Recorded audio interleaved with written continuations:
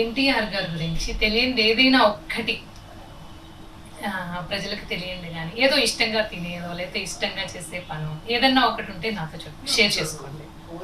భోజన ప్రియుల అందరికీ తెలుసు, కానీ వారికి ఒక సెట్ ప్యాటర్న్ ఉండేది.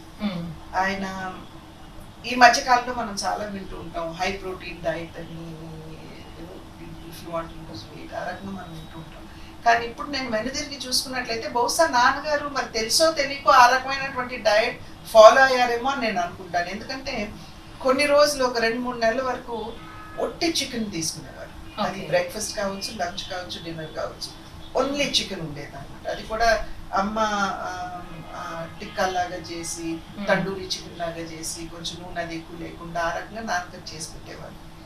3 నెలలు 2 నెలలు 3 నెలలు అయిన తర్వాత షూటింగ్కి వెళ్తూ ఎప్పుడు అమ్మ కార్ దాకా, అంటే మరీ కార్ దాకా కాకపోయినా ఆ గడప దాకా వెళ్ళేవారు అనమాట. వెంట అక్కడ నుండి నాన్నగారు ముందుకు వెళ్ళేవారు.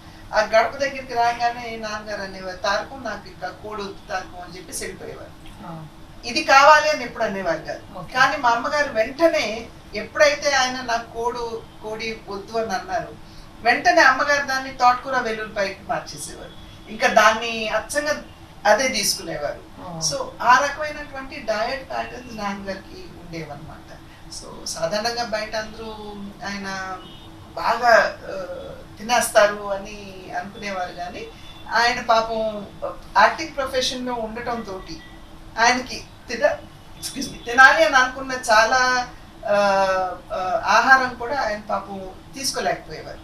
So he uses to tell us అన్నమాట, you should not eat to live but you should live to eat అనేవారు. అంటే వారి ప్రీతి ఏదైతే ఉందో ఆ రకంగా చెప్పి మాకు కన్విన్స్ చేసేవారు. అండ్ ఆయన భోజనం అంటే ఫుల్గా చేయలేదు, because he has to maintain himself. అంటే ఇప్పుడు ఉన్నటువంటి హీరోల్లాగా అప్పట్లో లేదు కదండి, బట్ ఆయన కూడా కొంచెం మెయింటెనెన్స్ ఉండాలి అనేటువంటి ఆలోచనతోటి ఆయన తను తినలేనటువంటివి కూడా ఎదుటి వాళ్ళ చేత తినిపించేవారు.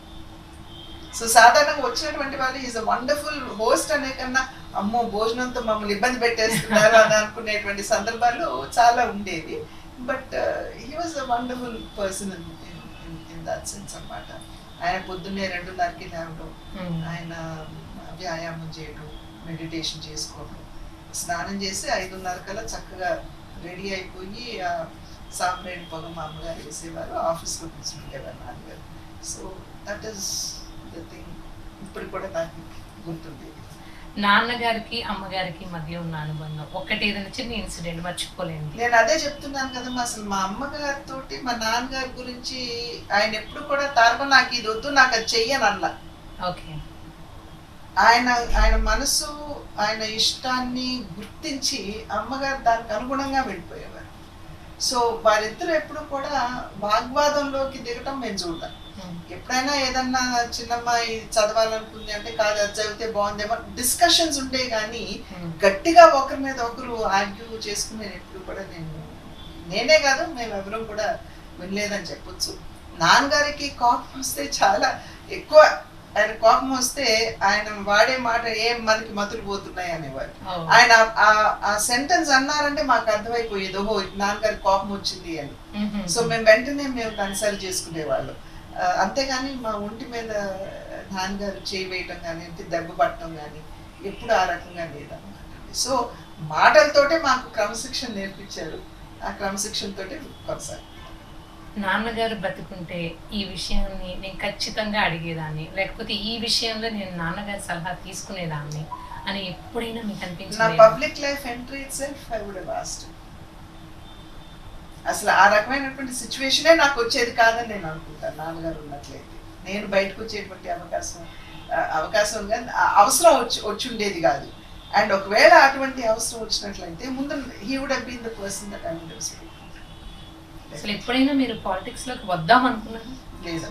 ఇన్ఫాక్ట్ 2 సార్లు నాన్నగారు స్వయంగా నన్ను అడిగారు, నువ్వు వస్తావమ్మా, అందరూ నువ్వు వస్తే యునానిమస్ గా గెలిచిపోతామని అంటున్నారు, నువ్వు వస్తావా? అప్పుడే వెంకటేశ్వర గారు పార్లమెంట్కి వెళ్ళడం జరిగింది, అప్పుడు పచ్చూరు నియోజకవర్గానికి అడిగారు. బట్ అప్పుడు ఏంటంటే చిన్నపిల్లలు, నాకు కూడా ఇంట్రెస్ట్ లేదు, సోషల్ లేదు నాన్న, పిల్లలు చిన్నవాళ్ళని చెప్పి నేను దాన్ని తిరస్కరించడం జరిగింది అన్నమాట 2 పర్యాలు.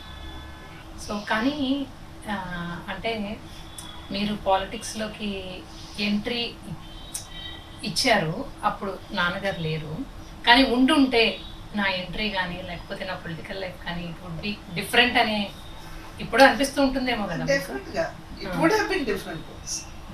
అదే కదా.